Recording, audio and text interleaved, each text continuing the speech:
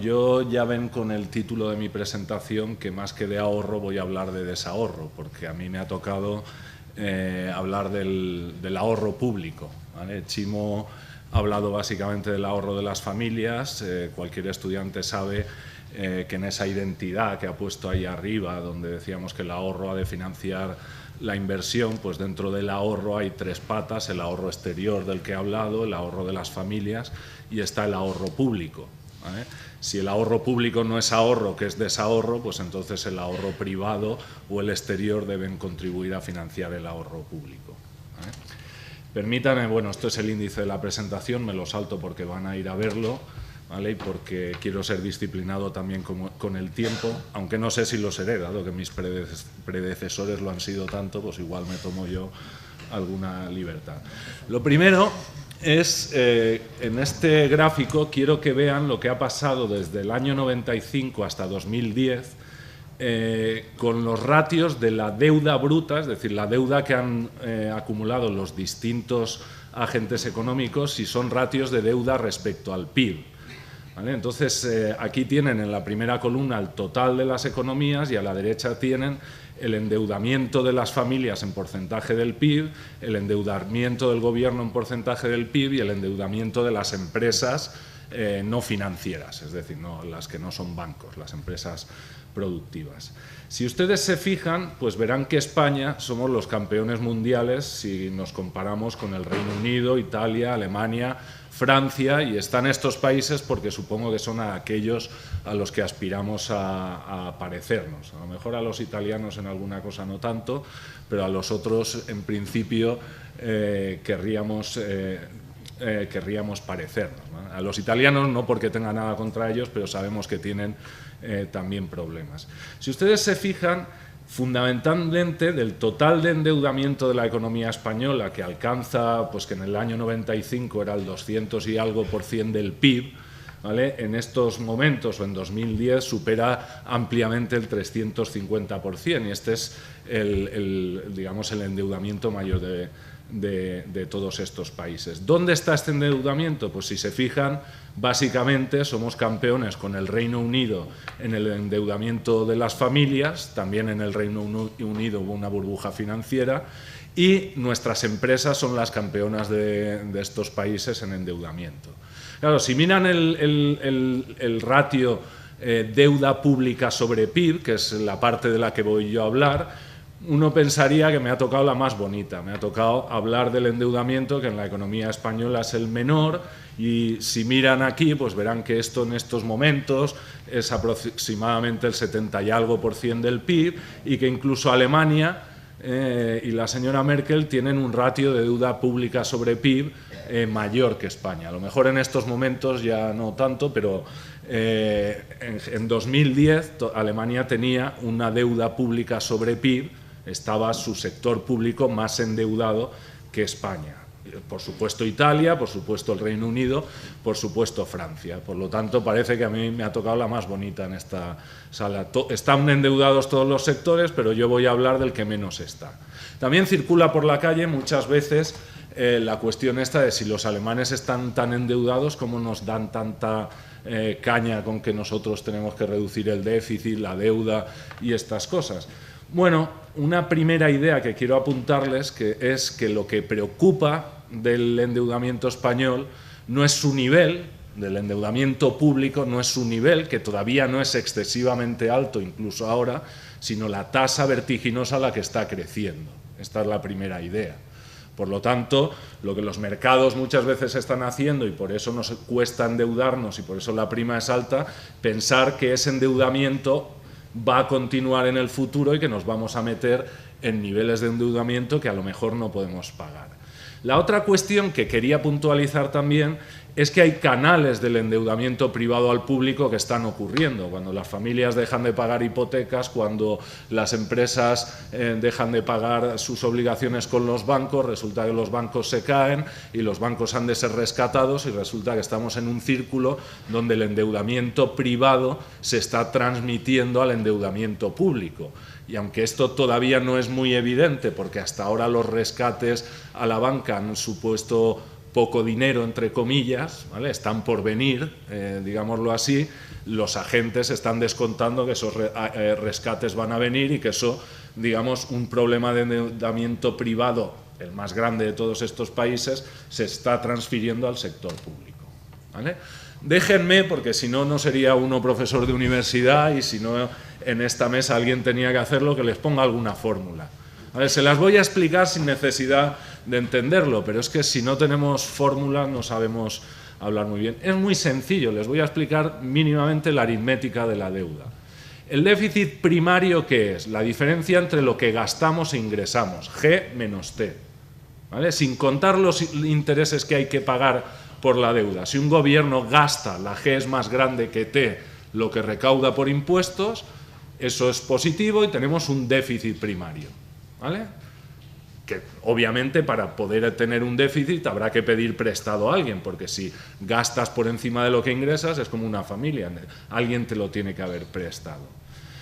Vale. ¿La deuda qué es? La deuda que hay hoy en un momento dado T en el tiempo es la deuda que teníamos el año pasado, si teníamos deuda, ¿vale? Más lo que paguemos de intereses por la deuda este año, por la deuda que ya teníamos el año pasado, más el déficit primario que tengamos este año. Esto es el volumen de deuda que tendremos hoy. El déficit de hoy más los intereses que pagamos de la deuda que ya teníamos acumulado del año pasado.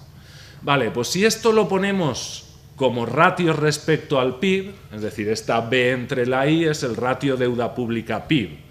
¿Vale? En España, segundo trimestre de 2012, el 76%. ¿Vale? Esto significa que nosotros podemos ver de qué depende el ratio deuda pública PIB. Depende del déficit primario sobre PIB que incurramos y depende básicamente de la diferencia entre lo que crece la deuda y lo que crece el PIB. Esta R y esta G que tienen aquí, R es lo que pagamos por los intereses de la deuda, G es lo que crece el PIB. El ratio deuda pública PIB, si pagamos unos intereses, eso aumenta la deuda, si el PIB crece, eso reduce el ratio deuda pública PIB. Luego, si los intereses son mayores que lo que crece el PIB, el ratio deuda pública PIB, incluso sin incurrir en ningún déficit primario, ya crece. ¿Vale? Por lo tanto, para mantener un ratio deuda pública PIB estable, si nosotros hoy tenemos un 76%, se tienen que dar dos cosas que tienen que entender. Que el déficit primario sea cero, que el gobierno no gaste más de lo que ingresa, ¿vale? En bienes y servicios o en lo que sea, en proveer sanidad, educación, y en segundo lugar, que el tipo de interés que pagamos por la deuda que ya tenemos no sea superior, ¿vale? A lo que crece el PIB. ¿Vale? Si el tipo de interés que pagamos es igual al PIB, entonces, si se dan estas dos cosas, no tenemos déficits primarios. Si R es mayor que G, entonces mantendremos un 76% de deuda pública PIB para siempre, ¿vale? Si no devolvemos la que ya tenemos, ¿vale? Luego volveré sobre esto. Veamos qué ha pasado con el endeudamiento público en España durante la crisis. Los gastos han aumentado, lo pongo todo en porcentaje del PIB. De 2007 a 2011, de ser el 39% del PIB al 45% del PIB. 6 puntos han aumentado los gastos. Esto tiene que ver con que con la crisis pagamos más subsidios de desempleo, hay una serie de estabilizadores automáticos, etc. ¿Qué ha pasado con los ingresos en la crisis? Los ingresos en 2007 eran el 41,1% del PIB, eran incluso superiores a los gastos, teníamos superávit en el año 2007, recuérdenlo, casi 2 puntos de superávit, ¿vale? Sin embargo, en 2011 se han reducido a ser solo un 35,7% del PIB, ¿vale? Casi 6 puntos menos de ingresos, ¿vale? Esto tiene que ver con el fraude, con que ha desaparecido muchos ingresos que antes venían del sector inmobiliario, con que las empresas pagan menos impuesto de sociedades porque tienen menos beneficios, etcétera, etcétera, etcétera.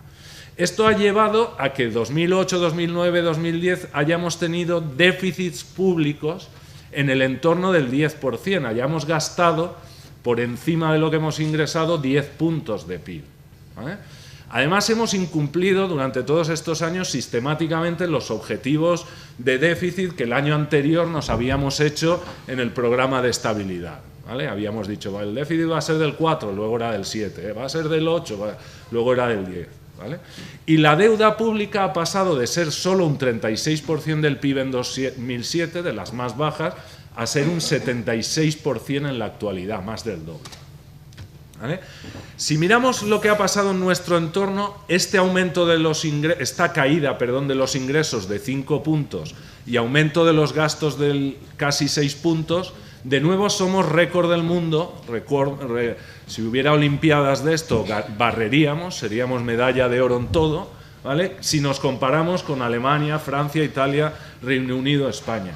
Fíjense sobre todo en los ingresos. Con la crisis, en Alemania, en 4 años, han subido los ingresos 1 punto por cien del PIB, en Francia 0,8, en Italia 0,1, en el Reino Unido han caído 0,3 puntos, 3 décimas, en España han caído 5,4 puntos. Y en los gastos también ganamos, salvo el Reino Unido, que les va bastante mal, pero no están en el euro, por eso no hay tantas presiones. Los gastos solo han crecido en promedio un 3,7 en la media del euro. Luego tenemos un problema grave, tenemos unos gastos, si se fijan como porcentaje del PIB, parecidos ya a los países a los que nos queremos comparar, gastamos igual que ellos en porcentaje del PIB o muy parecido, sin embargo tenemos como 5 o 6 puntos menos de ingresos. Es decir, queremos mantener un estado de bienestar, unos gastos como nuestros compañeros de viaje, pero tenemos unos ingresos 5 o 6 puntos menores. Si esto lo miramos año por año, ¿vale? Aquí tienen un desglose también en porcentaje de PIB, ¿vale? De los ingresos y de los gastos, ¿vale? Fíjense en la fila de abajo, ¿vale? Pasamos de un déficit público del 1,92%, perdón, un superávit en 2007, a un déficit del 4,5% 2008, 11,17 2009, 9,67 2010, 9,45 2011. Si se fijan abajo está la separación entre lo que es el saldo primario, ¿vale? El déficit primario y lo que son intereses de la deuda. En 2011 ese 9,45% de PIB significa que tenemos un 7% de gastos por encima de nuestros ingresos y pagamos un 2,46% del PIB en intereses de la deuda, ¿vale? Eso es lo que ha provocado estos intereses de la deuda. Si me permiten, Chimo lo ha utilizado ya. El PIB en España, si miran en estos años, eso está en millones, es 1 billón de euros con 53.000 millones, 87.000. Por eso los economistas simplificamos a esto para que se queden con la cifra en la cabeza. El PIB en España es 1 billón, es algo más. Pero esto significa que un déficit público del 9% del PIB son aproximadamente 90.000 millones de euros que gastamos por encima de lo que ingresamos, ¿vale? Entonces yo les voy a hacer el siguiente, 2 experimentos. Primero, supongamos que hoy en 2012 tenemos un ratio de deuda pública del 76%. Supongamos que la diferencia entre el tipo de interés que pagamos por la deuda y lo que crece en nuestra economía es solo de 3 puntos, ¿vale? O bien porque pagamos un 3% de intereses y crecemos a 0, o porque pagamos un 4 y crecemos al 1, en realidad estamos decreciendo, ¿vale? Con lo cual ese 0,3 es conservador, porque estamos decreciendo este año al 1 y pico, ¿vale? Y en los intereses que ya empezamos a pagar superan el 3. ¿Vale? Supongamos que conseguimos este año que el déficit primario fuera del 4,5%, que está por ver. Esto significa que nuestra deuda pública sobre PIB, que hoy es el 76%, al año que viene será del 83%, y si mantuviéramos estos supuestos, en 2014 sería del 90% y en 2015 prácticamente del 100% del PIB. En 2015 el sector público debería ya, a quien le ha prestado, tendría una deuda acumulada del 100% de todas las rentas que se generaran en España ese año, ¿vale? Repito, estos son supuestos conservadores. Volvamos para que entiendan ustedes lo que significa en términos de datos. Ahora me cojo solo 2011, el último año que tenemos cerrado en España. Lo que he hecho es un supuesto. El PIB ese año es 1.063.000 millones. Hagamos que sea 1 billón, Comámonos 63.000 millones y así los ratios sobre PIB, ¿vale?, son directamente miles de millones. Entonces tenemos que los ingresos públicos en 2011 fueron aproximadamente 357.000 millones y los gastos, incluyendo los pagos de intereses, 451.000 millones. En consecuencia, tuvimos un déficit de 94.500 millones de euros, de los cuales 70.000 eran déficit primario, gasto por encima de los ingresos, y 24.600 eran pago de intereses de la deuda que ya teníamos.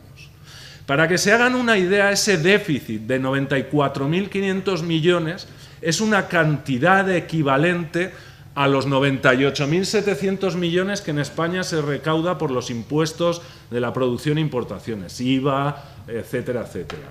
A los 95.600 millones que en España se recauda por renta, patrimonio, etcétera. Es un poco menos que los 116.000 millones que en España se gasta para pagar a los empleados públicos, ¿vale? Pero si tenemos en 2011 un gasto de 94.000 millones y los empleados públicos nos cuestan 116.000 millones. Solo gastamos 29.000 millones en formación bruta de capital, en inversión. El déficit es de 94.000 millones, para que se hagan una idea. Por lo tanto, ¿cómo deshacemos este desaguisado? Aquí hay algunas respuestas. Les voy a poner en perspectiva, déjame 2 minutos más.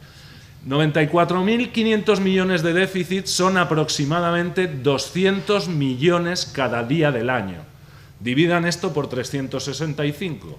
Es decir, que estamos gastándonos en España 260 millones de euros cada día por encima de lo que ingresamos. O lo que es lo mismo, si eso lo multiplicamos por 30 o 31 días, unos 7.770 millones al mes, ¿vale? ¿Cómo arreglamos esto? Vamos a ver algunas de las respuestas populares. Que lo paguen los ricos. Joder, redistribuyamos. Bueno, pues créanme ustedes que los tipos marginales del IRPF, si esto se ha de hacer en el IRPF en España, son ya tan elevados que aunque los subiéramos del 52 o 56% en algunas comunidades, 5, 6, 8 puntos más, es decir, si le quitáramos a los más ricos, los que ganan más de 100 no sé cuántos mil euros en España, el 60 al 70% de lo que ganan, recaudaríamos 1.000 millones de euros como mucho. Esto nos da para 4 días de déficit, ¿vale? 4 de los 365. Pues bueno, lo sacamos del fraude fiscal.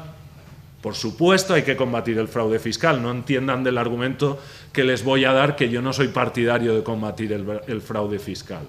¿A dónde podemos llegar con el fraude fiscal? Supongamos que nos fijamos como objetivo tener el mismo que en Alemania. Pues esto, según las estimaciones que circulan por ahí, supondría unos 20.000 millones de euros. Tengan en cuenta que aunque hagamos esto, esto va a tardar en hacerse, porque uno no hace una reforma que permita controlar la evasión y tal en 3 días, ¿vale? Pero aunque lo hiciéramos de inmediato, esto nos daría para 3 meses de déficit, ¿vale? Bueno, pues otra cosa popular, tiremos asesores políticos, no sé cuántos, funcionarios que no hacen nada, etcétera, etcétera. ¿Cuántos tiramos? ¿400.000 empleados públicos? Bueno, si usted se cogen la factura que cuesta pagar a los empleados públicos y lo dividen por los 3 millones más o menos que hay, les saldrá que cada empleado público cuesta unos 40.000, un poquito menos, pero yo redondeo unos 40.000 euros al año. Tiremos a 400.000 empleados públicos. ¿Cuánto ahorramos? 16.000 millones. Nos da como mucho para 2 meses de déficit, ¿vale? Y estamos tirando a 400.000 empleados públicos, ¿vale? Por eso, si en la televisión valenciana tiran a 1.000, a 40.000 euros, estos son 40 millones que nos da para, desde las 8 de la mañana de un día a las 1 de la tarde, como mucho, del déficit total que tenemos acumulado, ¿vale? Que lo paguen los bancos, claro, no son los causantes y tienen culpa de esta, pues que lo paguen los bancos. Yo me pregunto, ¿cuáles? ¿Los que necesitan 50.000 millones para recapitalizarse? No sé de dónde lo van a sacar, si precisamente necesitan 50.000 millones para... ¿Los que todavía están sanos y así los hundimos? y ya hundimos el sistema financiero, lo pagan estos, BBVA, Santander, que todavía, no sé, lo dejo ahí. Podría poner más ejemplos. ¿Qué tenemos que hacer? Bueno, es obvio, por el lado de los ingresos, una reforma fiscal en profundidad. No podemos tener unos ingresos en porcentaje del PIB inferiores a los países de nuestro entorno, pero yo hablo de reforma fiscal, no hablo de otra cosa. En España, el impuesto sobre la renta y sobre sociedades, el tipo medio del IRPF recauda un 16% en España. Les recuerdo que el marginal es el 56%, el de sociedades es el 19%, el tipo medio que se recauda, el marginal es el 30%. Hay excesivas exenciones, deducciones, etcétera, y sobre todo a las grandes empresas esto les permite en muchos casos pagar muy poco. Ahí hay que hacer algo. Hay que cambiar, poner impuestos medioambientales, mejorar la eficiencia de recaudación del IVA. Por ejemplo, les pongo un ejemplo, nos han subido el IVA y sin embargo en España los productos que están en el tipo general, que ahora es del 21%, son el 42% de la cesta de consumo. En Alemania son el 82% de los productos, en Francia el 71%. En España hay tantos bienes de primera necesidad o a tipo reducido. Bueno, a lo mejor sí, los españoles comemos más pan que los alemanes, no lo sé, conociéndolos creo que no es así, pero esta es la duda. Hay que repensarse muchas tarifas, las tasas universitarias, lo que se paga por los servicios públicos. Hay que buscar reformas en ese sentido que permitan, no estoy hablando solo de recaudar más que también, sino de ganar eficiencia en el sistema, porque una parte importante del problema de nuestro sistema no es solo que recaudemos poco, sino que es ineficaz para generar crecimiento a largo plazo, genera distorsiones muy malas para el crecimiento. Por supuesto, y esto quiero decirlo, hay que garantizar que el contribuyente en el futuro al menos recupere cuando la banca que está siendo rescatada haya sido saneada, que recupere parte de lo que los ciudadanos estamos pagando o vamos a pagar para ello. Me quedan dos transparencias y termino. Por el lado de los gastos, lo resumo. Hay que racionalizar el gasto haciendo una reforma profunda de la administración. Recortes transitorios que afectan a todos por igual, rebajo los salarios de todos, rebajo el consumo de todo. Esto permite rebajar el déficit, es así, pero no supone ninguna ganancia de eficiencia. Y la administración pública en España está llena de ineficiencias en la provisión de servicios públicos. No es tan importante que los médicos o las enfermeras cobren menos, que reduce el déficit, sino que trabajen de una forma más eficaz y den un mejor servicio. Y eso es posible en muchos ámbitos, haciendo reformas que sí pueden implicar recortes, pero no solo reformas. Permítanme que concluya. En España, aunque no he hablado de ello, no tiene sentido un debate austeridad-crecimiento. Sencillamente, si miran las cuentas que les acabo de presentar, no hay ningún margen para hacer estímulos fiscales en la economía española. Estamos viviendo a crédito y la perspectiva a futuro es nefasta y si no consolidamos las cuentas no nos van a prestar y entonces tendremos que hacer el ajuste y los recortes de golpe. Si nos dicen no te presto, los 94.000 millones van a ser 94.000 millones de recortes directamente. Por supuesto, hay que hacer cosas para garantizar la sostenibilidad del ratio deuda pública PIB, pero si tenemos una prima de riesgo elevada, no crecemos y el déficit primario no baja como debiera bajar en España, cosa que está ocurriendo y no al ritmo que por la probabilidad de que nos tengan que rescatar, porque nuestras cuentas van camino de ser explosivas, se incrementa cada minuto que pasa o cada día que pasa, porque los mercados descuentan que cada día que pasa son 270 millones que nos han de prestar si queremos seguir manteniendo este ritmo de gasto.